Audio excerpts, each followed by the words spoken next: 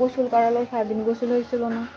পরে ও নিয়ে আমাকে বলছে এখন রাত হয়ে গেছে, এখন কোথায় রাখবো তোমাকে, আমাদের বলদমনে একটা অফিস আছে, চলো অফিসে আজকের মতো তুমি থাকো। এটা বলে নিয়ে যায় অফিসের মধ্যে, আমাকে রাখলো। পরে ও আসলো, তারপরে আবার ওর সাথে আরেকজন বন্ধু ছিল, ওর নাম জনি, ও বাইরে চলে গেল। এবার রিঙ্কু আমার উপর শারীরিক নির্যাতন করে। এটা কবেকার ঘটনা? এটা হচ্ছে গত মে মাসের 10 তারিখে। তারপরে আমি তো অনেক কান্নাকাটি করতে থাকি, তখনও আমাকে চুপ করায়। তারপরে আমি বলছিলাম যে আমি এখনই থানা যাব, হুমকি দিচ্ছিলাম, কারণ আমি তো খুব অসুস্থ হয়ে গেছিলাম, তখন হাঁটতেও পারতেছিলাম না, এমন অবস্থা। তারপরে বলার পরে বলছে তুমি থানা যাও না, আমি তোমাকে বিয়ে করবো, থানা পুলিশ করলে তোমারও মান সম্মান যাবে, আমারও যাবে। এইটা বলে আমাকে রাখলো। পরে ট্রেনে তুলে দিয়ে নিজে হচ্ছে স্টেশনে নামি পড়লো, আমাকে না বলে রেখে চলে আসলো। পরে আমিও চলে আসলাম। আসার পরে তো আমি খুঁজতেছি, বলদা মোড়ে আসি জোর বাড়ি কোনটা।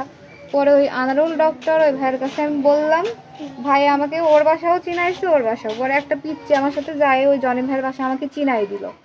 চিনাই দেওয়ার পরে আমি গেলাম জনি ভাইয়ের বাসায়, যাই সবাইকে বললাম আমার গায়ে যে দাগগুলা করছে ওদেরকে দেখালাম। পরে জনি ভাইয়া আর জনি ভাইয়ের মা ওরা সবাই আমাকে বললো রিঙ্কুর বাড়িতে চলে যাও তুমি, এখন ওর বাড়িতে যাই ওঠো। তারপরে আমাকে নিয়ে গেল জনি ভাইয়া, বের করে নিয়ে আসি, দূরে নিয়ে গেল। নিয়ে যাওয়ার পরে রিঙ্কুকে ফোন দিল, ফোন দেওয়ার পরে ও আসলো। তখন বলছে তোদের দুজনের বিয়ে দিয়ে দেবো, যেহেতু এরকম একটা ঘটনা ঘটছে।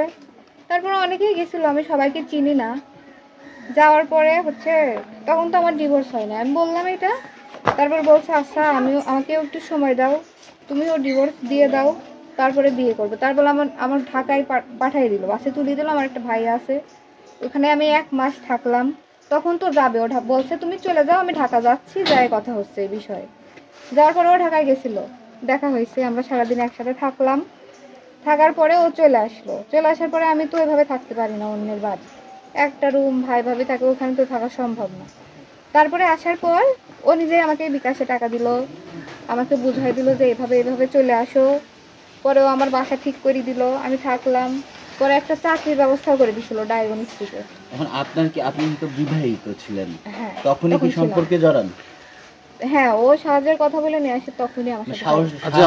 আচ্ছা এখন আপনার দাবি কি?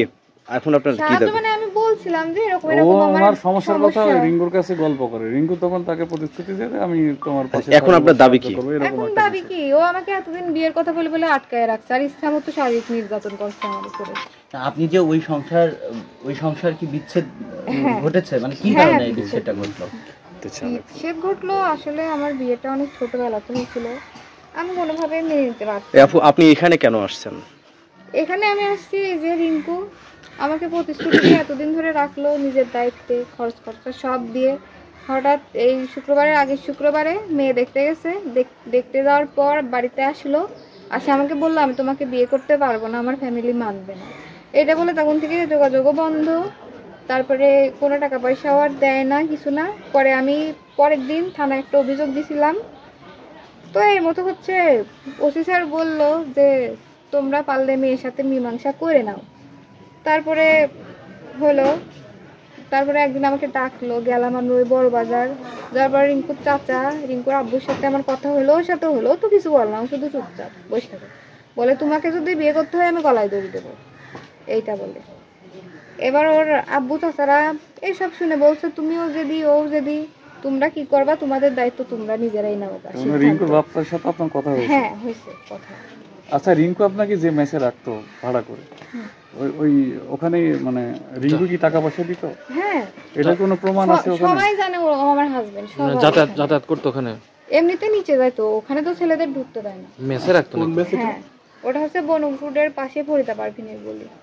ও মেসে রাখতো আপনাকে? হ্যাঁ।